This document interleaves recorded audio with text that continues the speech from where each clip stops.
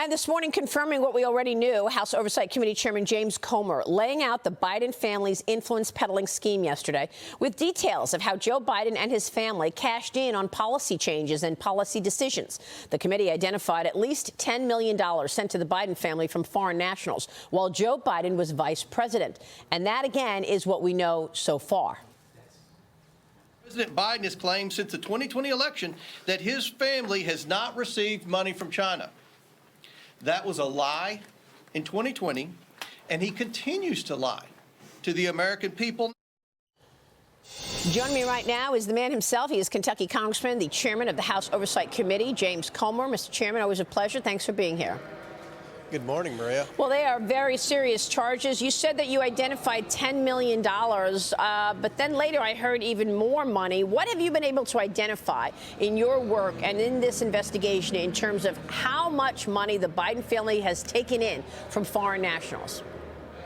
Well, we've identified through meeting with informants, through previous investigative work by various hosts of people, through our trip to Treasury, we've identified about 20 plus shell companies that the Bidens have created to launder the money they were receiving from foreign nationals down to their personal bank accounts.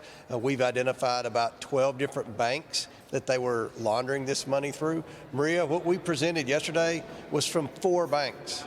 We have 8 more banks to go, but what we found is thus far $10 million that I don't think a single member of the Biden family can explain how they received was deposited into the Biden family accounts. And the way they did it, the way they transferred money around is honestly why they got so many suspicious activity reports from the banks, because it's a pattern of money laundering. So there's clearly a trail of corruption here that leads all the way to the top. I mean, why else would the Biden family be receiving this money were it not for the big guy who was vice president and now president? And remember, Maria, the media always covered for Joe Biden and said these payments weren't made when Joe Biden was in office. They were made when he was a private citizen.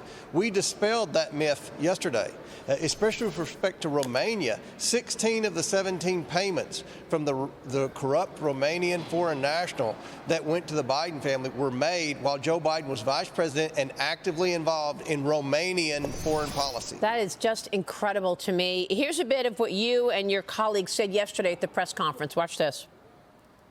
The bank records show the Biden family, their associates, and their companies received over $10 million from foreign nationals and their companies. Some of that money came from a Chinese company and went to Hunter Biden's company. The Bidens used their associate Rob Walker to bring in millions of dollars from China and Romania. Walker's limited liability company, Robinson Walker LLC, paid Hunter, James, Hallie, and others in the Biden network more than $2 million after foreign money hit his account. Over the next 3 months, Robinson Walker LLC sent 16 incremental payments to over 5 different Biden accounts totaling $1,065,692. Congressman, this is incredible. You just said that you identified 20 plus shell companies. So what were they doing? Creating shell companies, LLCs, for foreign nationals to send money to, and then they got that money and distributed to Biden families to make it confusing, hard to follow? Yeah, that's exactly right, Maria. And you know, there's a term for that. It's called racketeering. When you create companies for the sole purpose to hide money, to try to use it in a laundering scheme. So the banks knew that this smelled of money laundering. I don't think all the banks knew about how many different LLCs the Bidens had created. So I've made some pretty serious accusations yesterday at a nationally televised press conference, but I haven't heard one thing the White House has said to dispel anything that I said, other than they say, well, it's conspiracy theories. Conspiracy theories, we showed bank statements. This is something that the press isn't used to, especially since Adam Schiff was leading investigations when the Democrats were in control. We actually have a thing called evidence now, and the evidence was in the form of bank statements. So when we say to a national audience that the Bidens created 20 companies that serve no purpose other than to launder money. That's a pretty serious accusation, Maria, and not a word from the White House, not a word from the mainstream media in pressing the White House to determine whether that's true or not. So, what the Bidens need to tell the American people is exactly what those 20 companies did. What did they produce? What services did they offer? And what we're going to do moving forward in this investigation, Maria, is we're going to demand that the Biden family provide invoices or evidence that they actually did provide services or sell something or manufacture or do something like a normal business to receive that money. If they can't do that, then obviously all eyes are on Joe Biden, because why else would foreign nationals be wiring money to his nieces, nephews, and grandchild were it not for things that Joe Biden was doing that would provide a return on the investment? Yeah, I saw that one of the recipients was his 2-year-old granddaughter. Is that right? Why would his... No, I don't. It wasn't the one in Arkansas. I can tell you that. Okay. But it was one of the grandchildren. One of the grandchildren who received money, and we're trying to understand what this money was for. Can you connect the dots to tell us about some of the decisions that Joe Biden made as vice president, which would warrant him getting paid? And obviously he's getting paid personally after making decisions on behalf of America. When I spoke with you in the past, I raised this very concerning issue of Joe Biden, when he was vice president back in 2013, signed a memorandum of understanding to allow hundreds of Chinese companies to enter and raise huge amounts of money in our capital markets without complying with federal securities laws. And I asked you if that was one of the 6 decisions that you were investigating in terms of one of the reasons that Joe Biden was paid. Is it? And what other things did he do in terms of decisions, policy decisions, that you believe could have been the reason for payback? Well, you're absolutely right, Maria. That is one of the main decisions. There's no explanation for it. You put China first and American publicly traded companies last. Why else would you do that? Remember, Joe Biden said during the presidential campaign that his family never received a penny from China. We proved that was a big, fat lie yesterday. So there's a money trail that would lead from China to the Biden bank accounts, and that would go a long way in explaining why he would do something like that that's so detrimental to American publicly traded companies. You also look at some decisions that he made while he was vice president with respect to foreign aid. And remember, we only talked about 2 countries yesterday.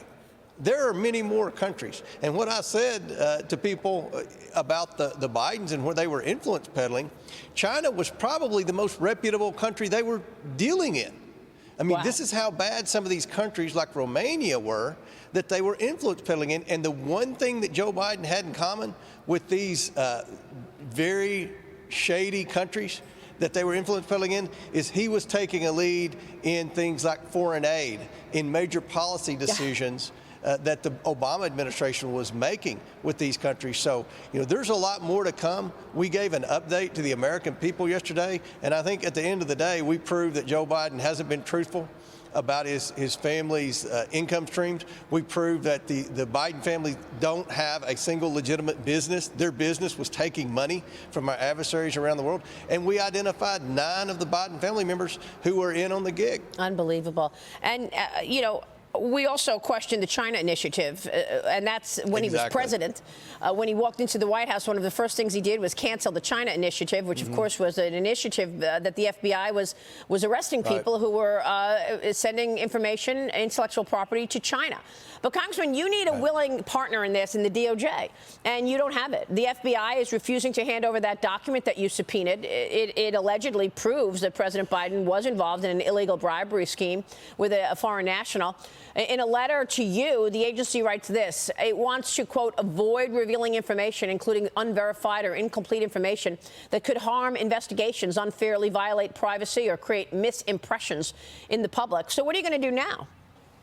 Well, we've got a plan B. Unfortunately, Senator Grassley and I feared that the FBI would continue to cover this up. Not only did we ask for a copy of the form, we also asked what exactly they did to verify whether that claim was accurate or not, because we know there's a form. Okay, there's no question there was a form, and the FBI didn't deny that they had the form, which was the one smart thing the FBI didn't do.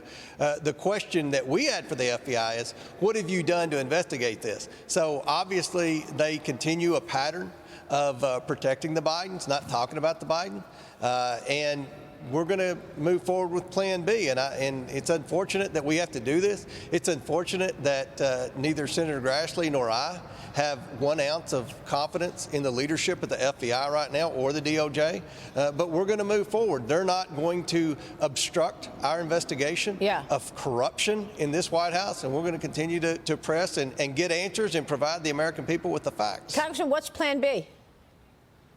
Well, stay tuned, Maria. You'll be the first person that'll know, I can assure you. But it's, we assumed the FBI would continue this pattern of behavior of, acting independently. I mean, this is an example of the deep state and the fourth branch of government. There's supposed to be 3 branches, the executive, legislative, and judicial. But what's happened in the last decade is there's a 4th branch, and it's the government bureaucracy.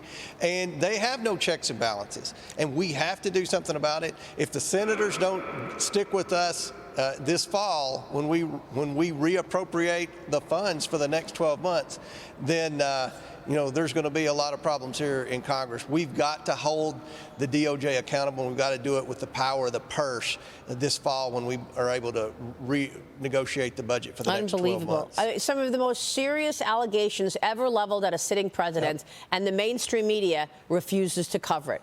Shameful, just extraordinary. Congressman, thanks very much for all of your work. We will continue to follow this story for sure.